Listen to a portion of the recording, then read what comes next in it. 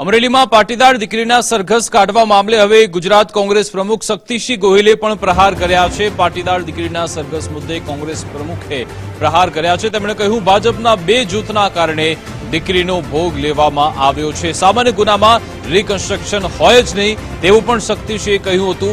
Bhajap versus ભાજપની લડાઈમાં એક દીકરીનો ભોગ લેવાયો। ભાજપની આંતરિક લડાઈમાં દીકરીને પરેશાન કરાય તેવું શક્તિસિંહ ગોહિલે કહ્યું।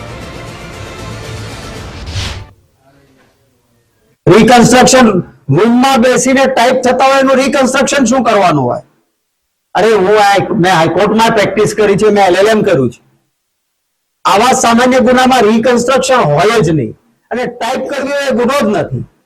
हूँ कोई पण टाइपिस्ट पासे जाऊं अने कहूं के आ टाइप करो तो एमां टाइपिस्टनो क्या भोग बने? पण भाजपनी आंतरिक लड़ाईमां निर्दोष दीकरीने परेशान करवामां आवी छे। करे नहीं आ भाजपवाळा वरघोड़ा काढे।